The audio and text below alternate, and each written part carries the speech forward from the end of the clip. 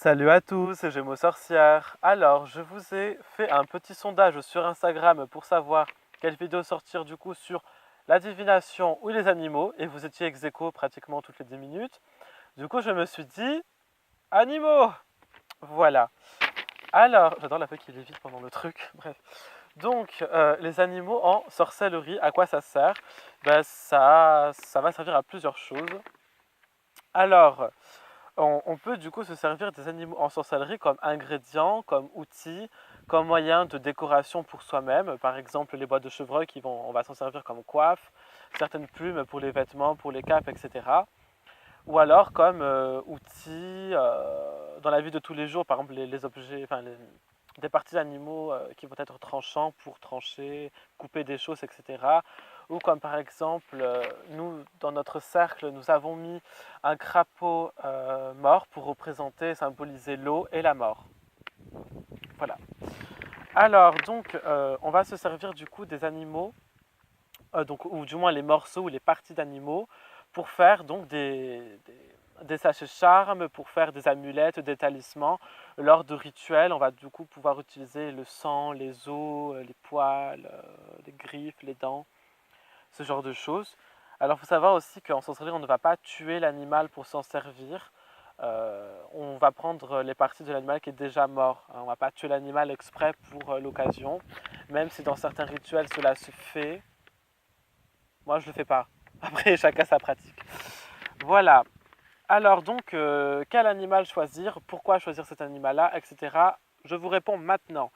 Alors, on va se concentrer du coup sur les caractéristiques physiques et spirituelles de l'animal. C'est-à-dire, donc, pour ça, il va falloir connaître l'animal. Donc, imaginons, je veux un truc pour la force ou ce genre de choses. Je vais chercher donc les animaux qui sont pour la force. Et c'est là qu'en fait, on va regarder du coup un animal lié à la force. Donc, il faut pour ça connaître l'animal, donc son environnement, son habitat, qu'est-ce qu'il mange, pourquoi il mange ça, comment il fait pour manger, les caractéristiques physiques qu'il a, donc s'il vole, s'il est sur la terre, s'il a des griffes, s'il a des sabots, etc. Et donc on va prendre l'exemple du cheval. Alors le cheval est un animal qui va être très puissant, très fort, il a une grande force. Déjà de sa taille, il est assez imposant, donc on part du poney jusqu'aux grands chevaux qui vont faire à peu près de 1 mètre à 2 mètres, de 200 kg à 1500 kg. Donc quand même le cheval est un animal assez gros, hein, et assez puissant. Du coup il est très très fort le cheval. Ensuite ça va être un animal qui va être très endurant puisqu'il peut galoper pendant de longues distances. Il faut savoir aussi que le cheval est un animal sauvage de base. Il a été domestiqué certes, mais c'est un animal sauvage. Ce qui fait que dans la nature, il va être confronté. Enfin, déjà, c'est nomade un cheval. Et du coup, toujours il va avancer, avancer, avancer, ce qui fait de lui un animal très puissant, très endurant. Ça va être aussi un animal très social, puisqu'il vit en troupeau, sous le règne d'un seul mâle reproducteur. Du coup, le mâle a un harem. Du coup, c'est un animal aussi de fertilité, de fécondité et d'autorité. Ça va être aussi un animal lié au mouvement, à l'action, puisque justement il est nomade, il se déplace, lié à la protection, puisque les chevaux sont justement, encore une fois, ils sont sociaux, ils ont confiance en eux, donc déjà en eux-mêmes, ils savent ce qu'ils peuvent faire et ce qu'ils ne peuvent pas faire, ils connaissent leurs faiblesses et leurs forces, mais ils ont aussi confiance en leurs camarades, quoi. Et ils se protègent mutuellement. D'ailleurs, les chevaux ont aussi la maternité, parce que pas tous les animaux ont la maternité. Du coup, vous voyez donc tous ces traits de l'animal qu'il incarne dans sa vie de tous les jours au quotidien. En plus, il est herbivore, il est nomade, il est social, etc., etc. On va pouvoir le retrouver dans ses attributs dits spirituels. De toute façon, la spiritualité et son comportement dit dans le monde physique, entre guillemets, c'est très lié. Parce que ainsi, par exemple, il va être lié à l'équilibre, parce que le cheval, vous savez, il a cette capacité à bloquer son corps et à dormir debout. Du coup, il est dans l'équilibre. Le cheval aussi, il a une très bonne conscience de l'espace et de son environnement. Du coup, il va être lié à voir l'espace, savoir se situer dans l'espace et aussi voir les obstacles. Voilà. Du coup, ça fait que, voilà, donc il faut connaître vraiment les attributs de l'animal, donc physique et spirituel, savoir l'animal, savoir toutes ces choses-là. Ensuite, oui, j'ai mes petites notes. Ah oui, donc le cheval, il va aussi incarner la confiance, puisque, bah, encore une fois, il a confiance en lui et ses camarades, mais aussi la fuite. Parce qu'un cheval, dès qu'il y a un souci, qu'est-ce que ça fait? Bah, ça court tout droit. Voilà, ça court tout droit directement. Ce qui fait un peu sa faiblesse, parce que parfois, ça peut l'emmener dans de plus graves problèmes. Mais voilà, c'est parti de sa faiblesse. Il faut connaître aussi la faiblesse de l'animal avec lequel on va vouloir travailler ou alors avoir quelque chose de lui. Voilà. Du coup, ça fait que... ta, ta, ta, ta, ta. Voilà, il faut connaître la dénotation et la connotation de l'animal.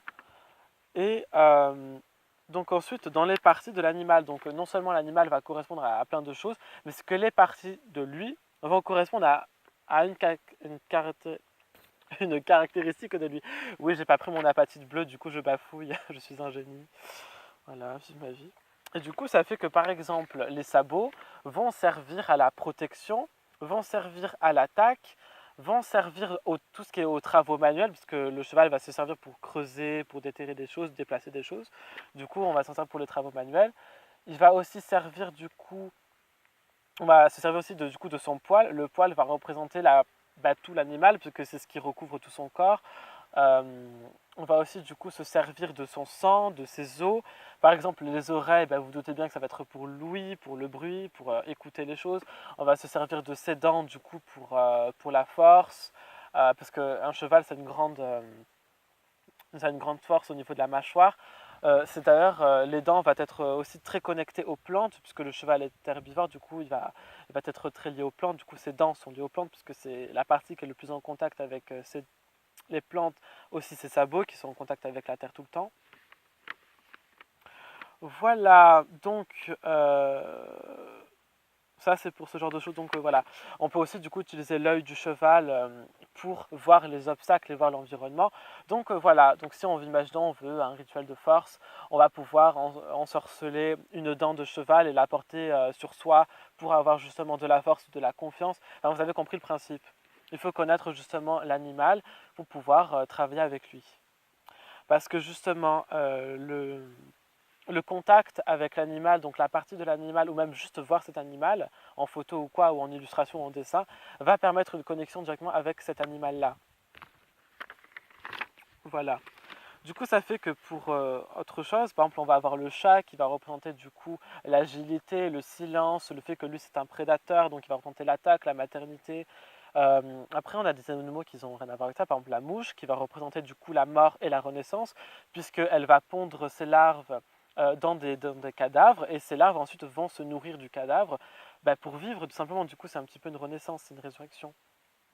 Et en plus de ça, après le passage des larves sur un cadavre, ça va permettre la fertilisation. Du coup, voilà. Ensuite, les animaux vont être très liés du coup aux éléments. Donc, ils vont aussi du coup nous enseigner des choses. Les animaux vont aussi nous apprendre des choses dans nos pratiques à nous et aussi dans le développement personnel. Voilà. Donc par exemple, les animaux, tout comme nous, ils vont être reliés aux 4 éléments, mais ils vont avoir, tout comme nous, une connexion avec plus un élément que l'autre. Par exemple, la baleine elle va être plus connectée avec l'élément de l'eau et de l'air, puisque elle vit dans l'eau, et elle plonge, et elle a le souffle en elle. Du coup, ça va la connecter à l'élément de l'eau et de l'air. Par exemple, le serpent, lui, va être très connecté à la terre, puisqu'il rampe, mais aussi au feu, parce que c'est un animal, du coup, qui va se repérer à la chaleur. C'est un animal qui est très lié à la chaleur. Du coup, c'est pour ça que ça fait de lui un animal connecté à l'élément du feu. Du coup, en fait, voilà, c'est simple et bête. C'est que voilà, l'animal, on va se servir de lui dans son milieu naturel pour connaître ce à quoi il va servir et l'élément dans lequel il appartient. Par exemple, la méduse, elle va être l'eau et le feu, puisqu'elle peut, justement, avec son venin, elle va te brûler, entre guillemets. C'est pas vraiment une brûlure, mais la sensation de brûlure, du coup, va être liée au feu. En fait, du coup, la plupart des animaux venimeux, etc., vont être liés au feu, puisque justement, ça te brûle.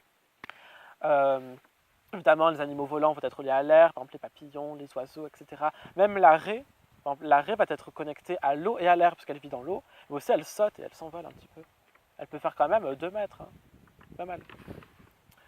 Du coup, voilà, donc les animaux vont être liés aux éléments, et ils vont aussi du coup nous servir de guide pour nous apprendre et nous enseigner des choses.